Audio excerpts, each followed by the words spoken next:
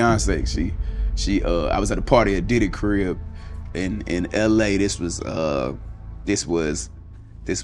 beginning of 2020. You know what I mean? Diddy had put everybody else out the crib, like the influx of people he had put them out. Jay-Z is setting Diddy up. Why is everyone having such a hard time? He ain't doing different. He lined up D. Haven, stole his life and identity. He lined up Big L, stole his life and identity. He lined up Dame Dash, stole his life, identity, and took his love. I guess they protect child. That's how you protect a child. You know, dating her at the age of 30-some years old, and she's 17, 18 years old. The situation surrounding Jay-Z, DaBaby, and Beyonce is turning into one of the most talked about stories in the entertainment world right now. What started as an innocent joke about Diddy's scandal has now spiraled into something much deeper. Fans are saying that DaBaby may have crossed a line, and that line happens to involve two of the most powerful people in modern music, Jay-Z and Beyonce. For years, Beyonce and Jay-Z have been known as the ultimate celebrity power couple. Their love story, their artistry, and their influence have shaped an entire generation of music.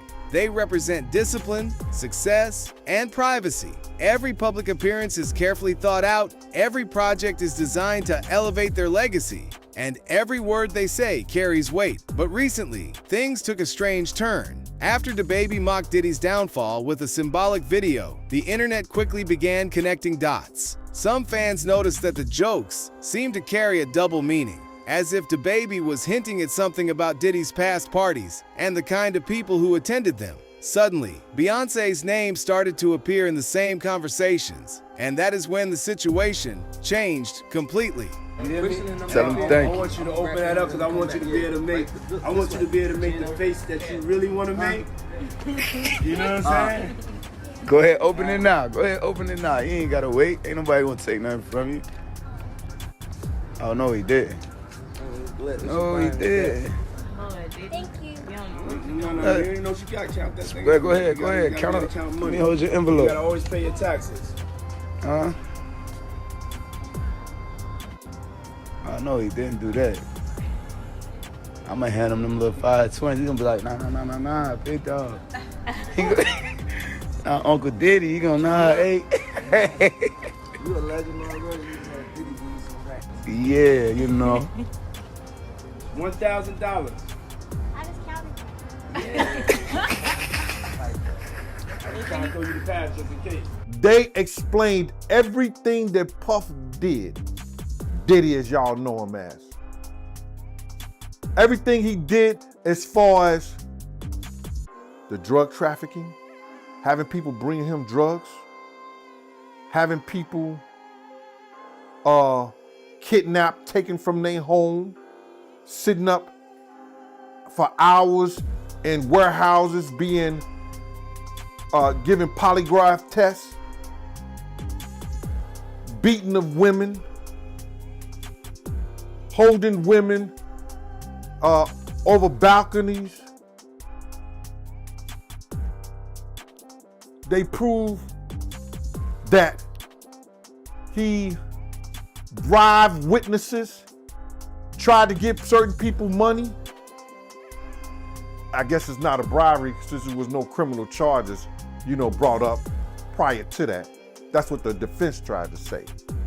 But offering people money, selling lawsuits,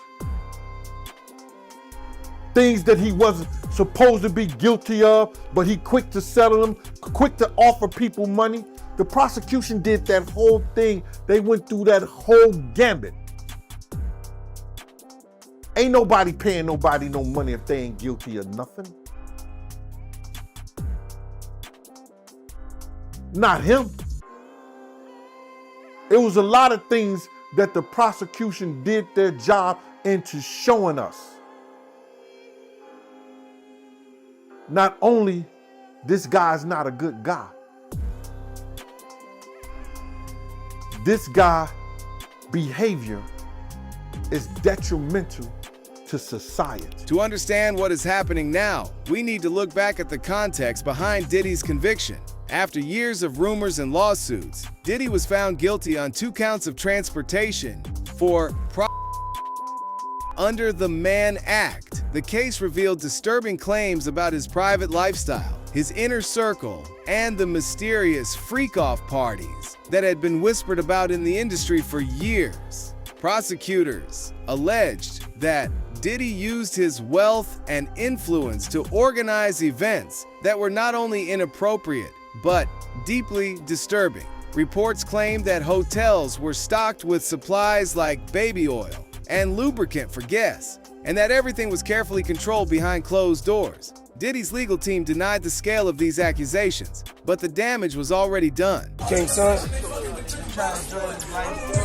Man, you doing it, man. You deserve it, daddy. You putting in that work. Proud of you. I love you. Yeah.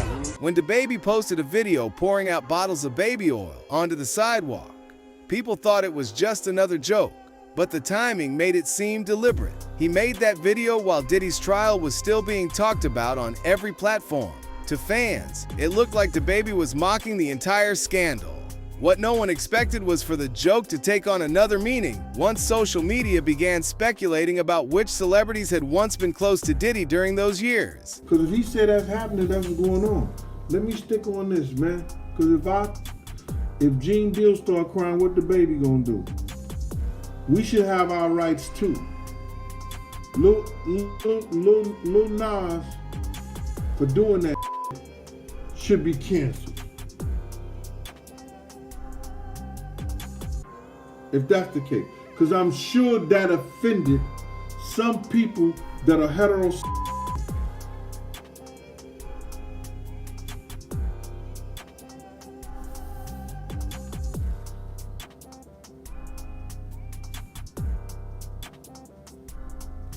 Mario Sanchez out there in Illinois, thanks for tapping in.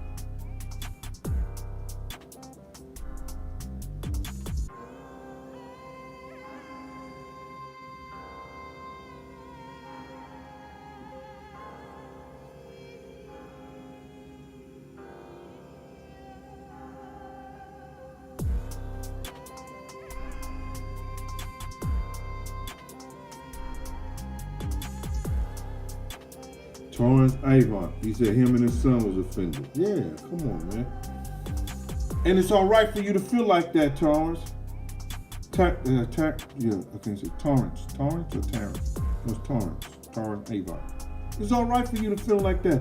And nobody should, because you feel like that, nobody should be mad at you because you feel like that.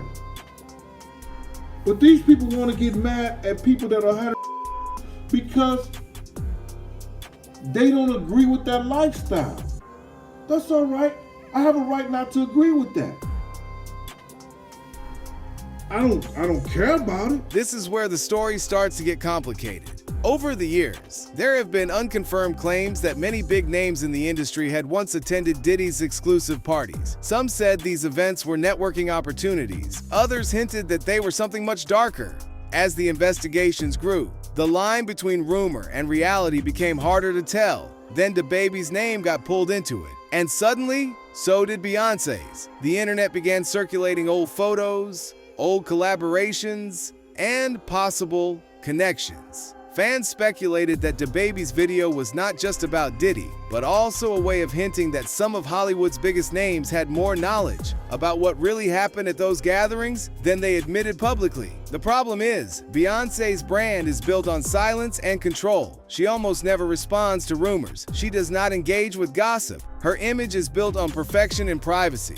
So, when her name was mentioned, her fans immediately pushed back, defending her against any kind of speculation. But behind the scenes, some insiders claim that Jay-Z was quietly making sure no one else kept that story alive. I know people in the industry, been around for a long time, was there when he first started dating Beyonce at 17, 18, he was 30-something. You didn't know his age. When I look back and see how old Jay-Z was, I think Jay-Z was born in like 69 or 67. something like that, 67 right there? 69. I think he was born in 69. Beyonce, they say she was born in 81. You understand? But back then, in 81, when we was in the club together, 98, 99, she wasn't even supposed to be in the club, but she was in the club. It was Club Eugene's. And Jay was dating her. And at that time, if you look at Jay's age, he was about 30 years old. So, isn't she still somewhat a child? To me, she is. But I guess they protect child. That's how you protect a child. You know, dating her at the age of 30-some years old and she's 17, 18 years old. If that's her true age. We really don't know her true age because Gabrielle Union said she went to junior high school with her, and Gabrielle Union is considered 6, 7 years older than Beyonce age that she getting. So we really don't know. You know what I'm saying? But to get back to your letter, I believe that the lawyer was doing what he did, and he threw shade at Puff in the interim of that by saying that all celebrities, you may think all celebrities are alike, you know what I'm saying? He know he's under this situation with Puff. But you gotta look at this right here. They sent him a letter, Busby sent him a letter for 2 reasons, I believe. To open up the floodgate, just like that 1-800 bad boy number did, and people start calling in saying what Puff did to them. Because he already had that information from that person when they first did the suit against Puff. She made those allegations back then. So he sent him a letter saying, yo, listen to me, man, hey, let's not let this go anywhere. Pay this off and we can walk away from it. And for what we know and what we've heard, that the girl information may not be totally right, because I know in 2000 what she just said, and me being there and around, I know the atmosphere, I know the players, and I know how we moved and how we didn't move. You understand what I'm saying? So now, I know what she said about 2000 was wrong. I don't know, I'm not talking about what actually happened to her. I can't speak on what actually happened to her, but I can speak on the atmosphere that what she spoke on and how she got there. It wasn't happening. So now, to get back, they sent Jay this letter. Jay, nah, that ain't me. Guy with his lawyers and everything, his lawyers wrote that shit up, and now he presenting to the people like he wrote it. Everybody know that if he's stealing rhymes and he's stealing bars, I know that's your man, Mighty. But you know there's a lot of bars and a lot of rhymes he done stole from people. When the final verdict in Diddy's trial was announced, it changed the mood of the entire entertainment world. The news that one of hip-hop's most powerful figures had been found guilty of serious crimes sent shockwaves through the industry. Diddy was sentenced to 50 months in prison after being convicted on 2 counts of transportation for under the Mann Act. That moment was more than just a courtroom decision. It was a turning point. For years, people had whispered about Diddy's secret lifestyle, but now a jury had confirmed that at least some of those stories were real. The glamour that once surrounded his name vanished overnight, replaced by a cloud of uncertainty and fear. Have you seen these sketches of Diddy crying in court after getting 50 months? Check your phone right quick.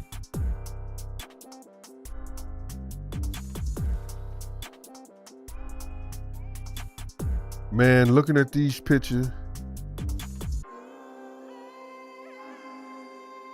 Diddy in court, the artist got him, you know, looking at these pictures with Diddy in court, bruh, the artist got him crying. The artist got him holding his head. The artist got him dropping to his knees at the time of the verdict, crying on the chair.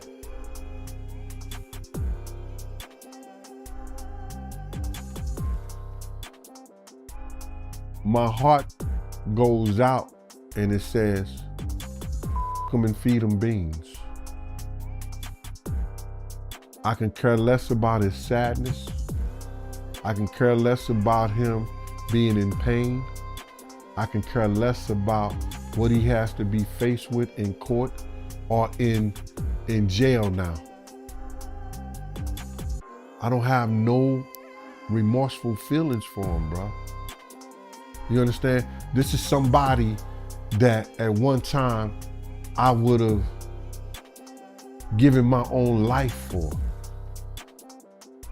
And to know this was trying to get people to take my life because I was trying to teach them to be right by people and tell them to be right by people. I have no remorse for this dude, bro. To see him like that, I know there is a God. And you can feel all the way you want to feel about me. You can say whatever you want to say about me. But karma is a mother. And if it ever gets back to you when you have done somebody wrong, not just me, I'm not saying me, I'm saying when you have done people wrong, you have done goals of people wrong, to see him on his knees begging like that,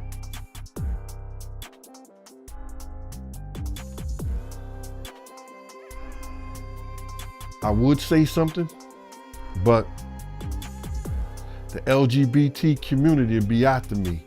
So you'll never hear me say it, so I don't want to get in trouble with it.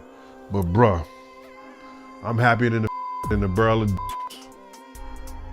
to see him like that. What stood out most was how quiet many of Diddy's former friends and collaborators became. People who had once praised him suddenly went silent. No one wanted to be connected to his downfall. Every name that had ever been seen near Diddy's parties or private events was now under public scrutiny. Social media users started digging through old photos, videos, and interviews, trying to see who had once moved in his circle. The details from the trial only added more fuel. Witnesses described strange, tightly controlled gatherings that blurred the line between power and exploitation. Some said that guests were recorded without consent. Others spoke about drugs, manipulation, and the pressure to stay quiet afterward. Even though Diddy's lawyers argued that many of these claims were exaggerated, the public's perception was already locked in. I don't have no sympathy for him.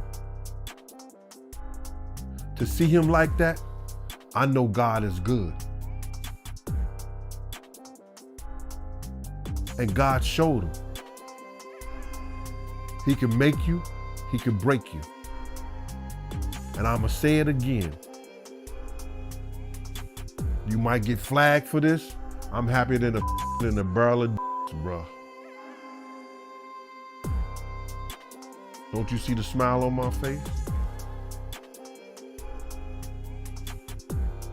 Bruh, I'ma be totally honest with you.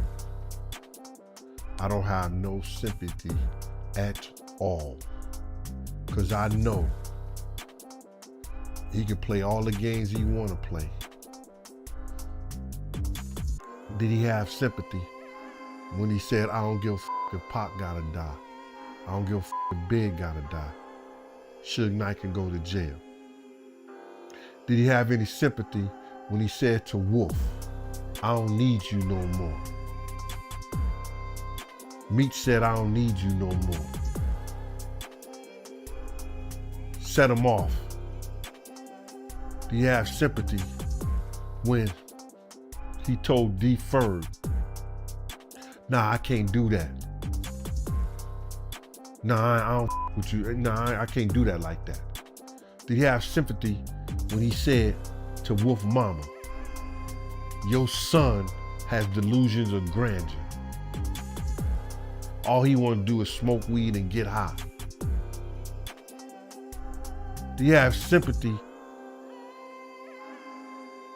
for the notorious Big Mama? Talking about, I didn't go to the funeral. He ain't go to the funeral. Did he have sympathy for Craig Mack? Do you have sympathy for Black Rob to make sure he did the right thing by them? And he sure didn't have no damn sympathy for me when he told dudes to come at me. So looking at those pictures, bruh, I could tell you just like this. In the aftermath, people began asking who else might have known what was happening behind the scenes. That is when speculation about other famous names resurfaced, including Beyoncé and Jay-Z. The internet started linking old photos and business connections, suggesting that they had once been part of the same inner circle. The verdict made everything more intense. It wasn't just gossip anymore. It became a question of judgment and reputation. Who stood beside Diddy when he was at his peak? And who quietly distanced themselves when the truth started to surface? The power couple, Jay-Z and Beyoncé, found themselves mentioned not because of any evidence against them, but because of the silence they maintained. And when DaBaby's symbolic video appeared, people saw it as a spark thrown into an already sensitive fire. The timing of Diddy's conviction made DaBaby's actions look like more than a joke. It looked like he was indirectly pointing at something the public was already whispering about. And if there's one thing I can tell you about Sean Carter, being embarrassed and being rejected are things he does not handle well. You know, a lot of people say, oh, you're crazy. He didn't do anything to Big L. He didn't do anything to Lamont Coleman. But I think people tend to forget, if Dame had successfully signed Lamont to Rockefeller, we wouldn't even know about Reasonable Doubt. It would have stayed a cult classic, probably sold 750,000. If Lamont Coleman had signed to Rockefeller, he would have been the star. He's always removed anything that can make him look as average as he is. I don't know how many times they used to tell the story, oh, he has a photographic memory. He remembers all of his lyrics, yet he's always had a teleprompter in the floor at his shows. That's why he would always sit down and look down at make it look like he was looking at his shoes. No, he was reading the lyrics. He is a magician.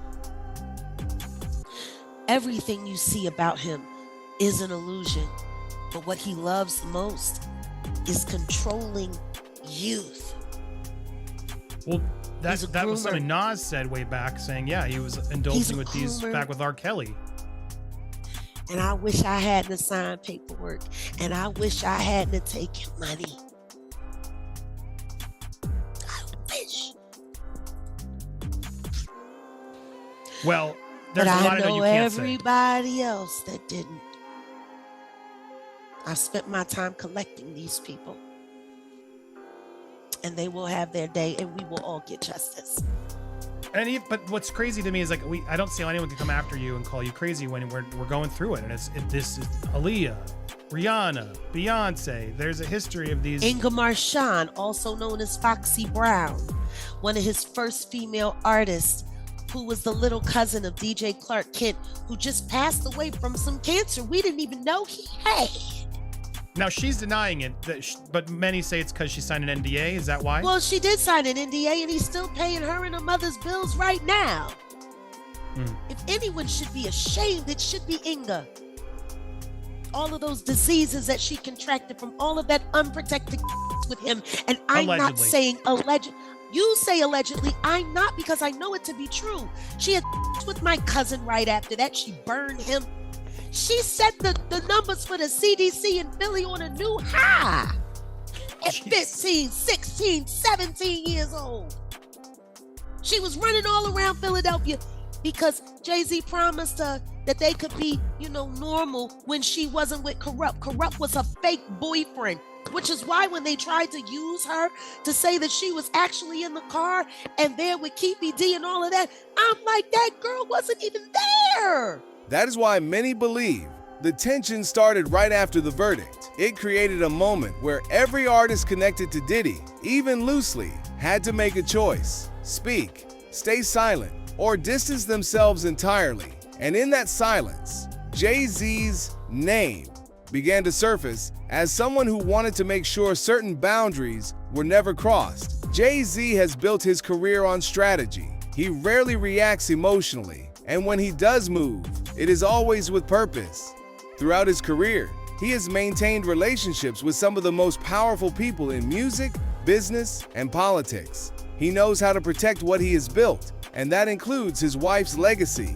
According to online discussions and entertainment insiders, Jay-Z was not pleased with DaBaby's behavior. It was not about the baby oil joke itself, but about the ripple effect it caused. Once people began linking Beyoncé's name to the same discussions involving Diddy, that became a problem, because even without proof, the internet can destroy reputations overnight. Diddy has just been hit with a brand new lawsuit that is naming Jay-Z, Beyonce, and LeBron James as witnesses of a freak-off. And this is not an April Fool's joke. This lawsuit was actually filed in court today. And it has other defendants listed with Diddy that I'm sure you've heard of before, so let's go ahead and jump right into it. This lawsuit was filed by a man named Joseph Manzaro against Diddy, another man named Eric, Brendan Paul, which is Diddy's alleged substance mule that got arrested after Diddy was raided, Emilio Estefan, and Adria English, the woman that filed the lawsuit against Diddy, who worked as a dancer during Diddy's white parties. This man is alleging that he was given substances and then transported against his will and was a victim of an organized criminal enterprise beginning in 2015, organized and facilitated. In Hollywood, a threat does not always come in the form of words. Sometimes it shows up in silence, in calls that stop coming, in meetings that suddenly get canceled, or in opportunities that dry up. Some observers believe that DaBaby started to feel those silent consequences after his jokes spread too far. There were whispers that Jay-Z made it known through quiet channels that he did not want Beyoncé's name tied to that kind of conversation. And for an artist like DaBaby, whose career had already been struggling due to past controversies, that kind of silent pushback could make things even harder. Obviously, because Beyonce has a deal there, and they know I know her. So, but you know, how long have you known her? Wow, a long time. How long? 10 years? However long she's been recording. That's when I met her. Well, don't you remember how long it was? Yeah, when I met her. I mean, was it 5 years ago? Was it? I met her 10 years ago. But did you say to yourself at that time, "Wow"? I said, yeah, that's a fantastic talent. Was that what you said? Yeah.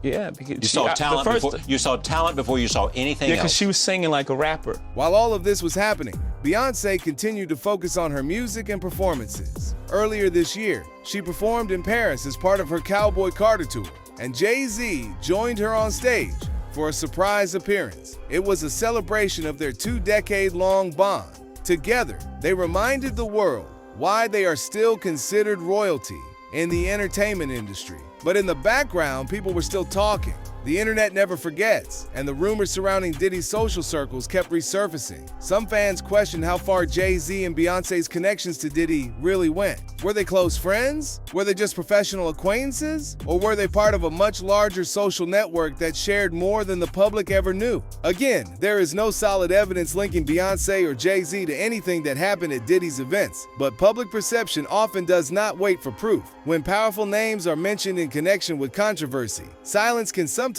make things look even more mysterious. And in that silence, theories begin to grow. Jay-Z's alleged reaction toward DaBaby could simply have been about protecting his family's image from being dragged into something that was never their fault. Because once a rumor spreads, even if it is false, it can damage decades of hard work. Well, because the Me Too movement was a ruse. It was a setup. It was a scam. I'm saying that now, publicly. Dream Hampton spearheaded the Surviving R. Kelly campaign, which fueled the Me Too campaign. And that was all funded by Sean Carter to make sure that Robert Kelly went to jail. Get his lick back. Why is nobody understanding that Dream Hampton was being financed and ran by Sean Carter? They were able to go and get all of these witnesses because he was there with Robert Kelly. How does Jay-Z sit down with Gayle King and she not ask him one question about the intersection between him and Aaliyah and Robert Kelly? This is insane that people keep refusing to see what's right there. If the Me Too movement were real, why aren't they speaking now? They've also been very quiet in this time of the diddler's downfall. Jaguar, Guess they're on vacation. If this goes to court, Jaguar, do you think the world is going to be shocked by what comes out? Oh, absolutely. I just don't know why they are.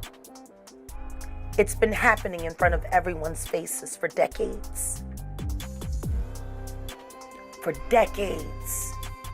How many victims? What's the difference between me and Judy Garland? Social media. How many victims? There was none for her. How many victims potentially do you think there could be? Thousands. Thousands. I've talked to hundreds that I deal with still myself. I have 3 victims right now who are willing to give testimony about not only what Mr. Carter has done to them, but his wife as well.